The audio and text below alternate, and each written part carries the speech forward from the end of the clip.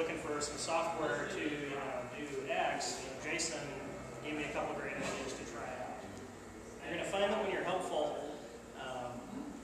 people will notice that, and you'll become one of those people that gets known as a go-to person.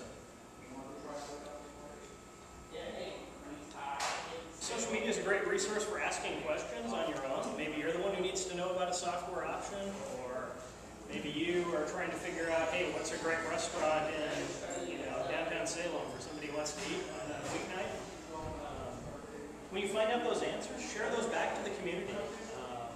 Instead of one person giving you an answer that helped you out, you can provide that information back out and help out a bunch of other people.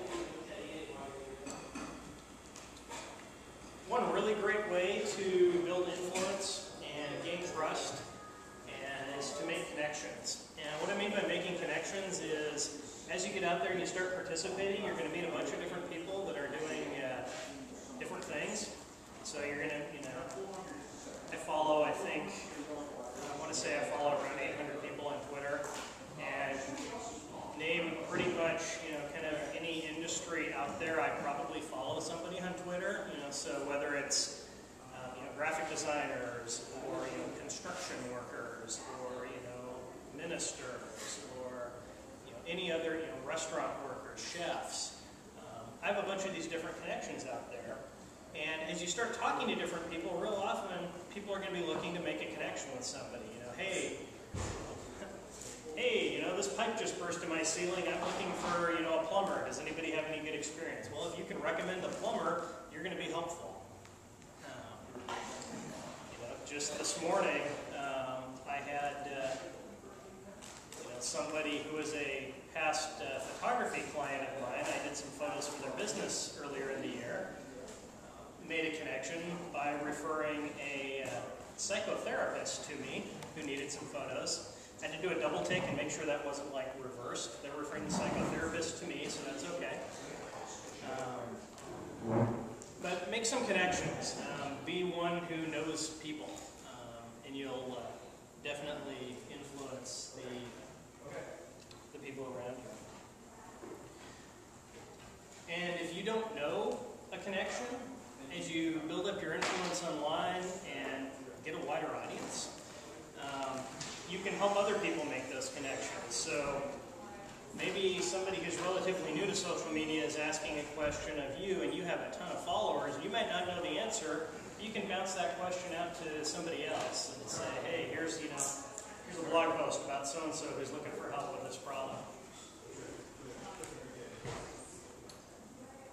I want to give you guys just a couple little pieces of homework. If you want to talk about trust and influence, there's a couple books that you should check out. It's kind of hard to read here. The first one is called Trust Agents. It's by Chris Brogan and Julian Smith. It's pretty new. I think it's been out for about 2 months now. But they talk all about building trust online and how do you become, this term trust agent that they invented, which is somebody that people know and trust. The other one is called The Woofie Factor by Tara Hunt. She borrows the notion of woofie from Cory Doctorow, but essentially woofie is social capital. It's kind of the currency that you build up in a social economy. So think of it as you do good things for somebody and it builds up your social capital, and then maybe you need them to cash in a favor and ask them to do something, and that's a withdrawal from your social capital account. She talks a lot about how do you build up your social capital, how do you build and develop those relationships with other people around you. So those are a couple different books that I would definitely recommend you check out if you're looking about, how do you increase your influence, increase your online work. And that's actually all I had as far as prepared stuff. So there's my contact information if you want to get hold of me. Find me on Twitter at @Hockley, my web address, which links to all my other different projects.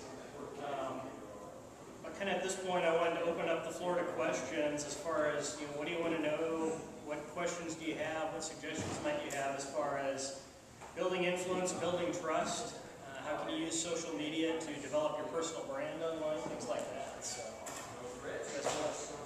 anybody? Somebody? Yeah, Bo. I'll start us out. I actually have 2 Twitter accounts, and one of them updates my Facebook, so I'm never on Facebook. But I have one for my business and one for myself. Do you think that that's a good thing, a bad thing, or should I mold them together and promote myself while I'm promoting my business? Yes. I think the answer is that it depends. Depends on probably what your business is. If your business is essentially yourself, and so, I guess some examples might be people that are like a marketing consultant or a graphic designer or a lot of photographers that I know pretty much usually will only have one Twitter account. If your business is pretty much just yourself, I'd say I'm a big fan of only having one Twitter account.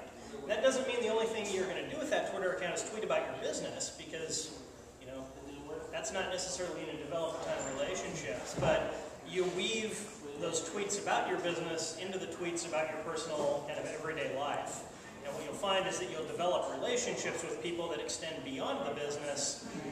And as you develop those deeper relationships where maybe they learn a little bit more about your family or what other events might be going on in your life other than just your work, that's going to strengthen those relationships. If you're tweeting on behalf of a business that isn't just yourself, so maybe you're a restaurant, or you're tweeting about a business where it's several people kind of a thing. Maybe you're a print shop. I think having an account for the business, where the business can talk about things that it's doing, again, maybe glimpses into the daily life of the employees at the business would be good there. But I think kind of the deciding factor for me is if you're going to have your business account and your personal account be one and the same, what do you do when you have multiple employees? And maybe the answer to that is just have multiple employees tweeting about your business. I guess kind of the only area where you then need to figure out questions is if you're going to tweet out like coupon codes or things like that, how do you manage that as an organization? So I don't know there's one right answer. For me personally, I really have 3 different Twitter accounts, but I really only use 2 of them. I have one for WordCamp Portland, which is an event that I run, and the only thing that ever goes there is event information.